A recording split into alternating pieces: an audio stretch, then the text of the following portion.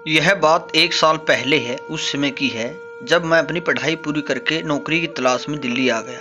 कुछ दिनों में नौकरी भी मिल गई और बहुत से दोस्त भी बन गए। पर मेरे को दिल्ली में कोई ऐसा चाहिए था जो मुझे समझे, मुझे बेइंतहा मोहब्बत करे, क्योंकि हर किसी को कोई चाहिए ही होता है जिसके साथ वो अपने दिल की बात कर सकता है। प्लीज़ दोस्तों चैनल को सब्सक्राइब कीजिए, इंटरेस्टिंग स्टोरी है। अब मुझको इधर दिल्ली में नौकरी करते हुए 2 महीने हो गए थे। रोज का नियम हो गया था कि रोज सुबह उठो, काम पर जाओ, रात को सो जाओ, खाना खाओ और सो जाओ। रविवार को आराम करो। बस जिंदगी की ऐसी ही चल रही थी। एक दिन रविवार को कुछ खा पी कर अपने कमरे में आराम कर रहा था, तभी किसी ने मेरा दरवाज़ा खटखटाया।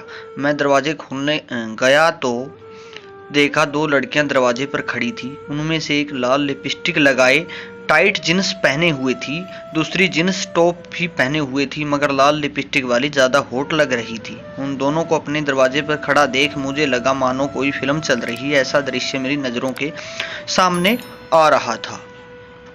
मैं बस उनको देखते जा रहा था। तभी वो लाल लिपस्टिक वाली लड़की बोली, सुनिए, हम यहाँ नए रहने आए हैं, तो क्या आप हमें बता सकते हैं कि यहाँ आसपास कोई दुकान है जहाँ गैस, चूल्हा और बाकी सामान मिल सके? मैंने उनको बोला, आप अंदर तो आइए। उन्होंने हंसते हुए बोला, दोस्तों इंटरेस्टिंग स्टोरी है, बने रहिए, अंत तक देखोगे तो पता चलेगा। दुकान तो बगल में थी, लेकिन मैंने मन में कहा कि ये दोनों दोस्ती करने का सही वक्त है। मैंने उनसे बोला, दुकान थोड़ी दूरी पर है, आप चाहें तो मैं आप लोगों के साथ चल सकता हूँ। उन्होंने हंसते हुए बोला, अरे ये तो बहुत ही बढ़िया है, आइडिया है, लेकिन आप क्यों तकलीफ ले रहे हैं? हम चली जाएंगे, आप बस बता दीजिए कि दुकान कहाँ पर है।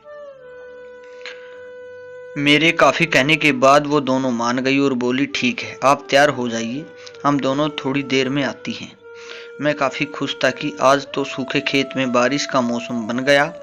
बस इन बादलों से पानी और बरस जाए तो खेती संवर जाएगी। मैं उनके बारे में सोचते हुए जल्दी जल्दी कपड़े पहनने लग रहा था। प्लीज़ दोस्तों चैनल को सब्सक्राइब जरूर करना, अंत तक देखिएगा। और इत्र आदि लगाकर अच्छे से तैयार हो गया। थोड़ी देर में वो दोनों आ गई और हम चल दिए। लाल लिपस्टिक वाली लड़की का नाम प्रिया, जो कि बदला हुआ नाम है। वो बोली, आप बहुत अच्छे हैं, वरना पराए शहर में कौन किसकी मदद करता है। थोड़ी देर ऐसे ही बातें करते हुए हम दोनों दुकान तक पहुंच गए और कुछ देर में उन्होंने सामान ले लिया। इसी बीच हम तीनों में दोस्ती हो गई। प्रिया मुझसे खुलकर बातचीत करने लगी थी। हम सब घर वापस आने लगे। तभी प्रिया बोली, करण तुम आज शाम क्या कर रहे हो? मैंने बोला, कुछ नहीं यार, आज तो संडे है, बस खाली हूँ। वो बोली, तो ठीक है, आज शाम को तुम हमारे रूम में आ जाना और फिर हम तीनों साथ में डिनर करेंगे। तुमको कोई दिक्कत तो नहीं है?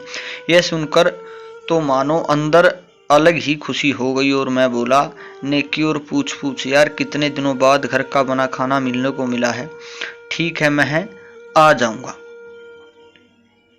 वो दोनों भी हंसती हुई अपने रूम में चली गई। मैं भी अपने रूम में जाकर इतना खुश हो गया मानो मुझे कोहिनूर मिल गया हो। उसके बाद शाम को मैं उनके रूम में वक्त से पहले जा पहुंचा। नेहा, प्रिया की सहेली, ने दरवाज़ा खोला। वो मुझे देखकर बोली, आ जाओ, हम अभी डिनर की तैयारी कर ही रहे हैं। मैं प्रिया को ढूंढ रहा था, वो कहीं नज़र नहीं आ रही थी।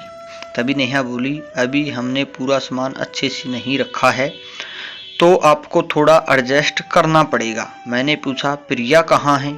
तो नेहा बोली, प्रिया नीचे फूल गोभी ले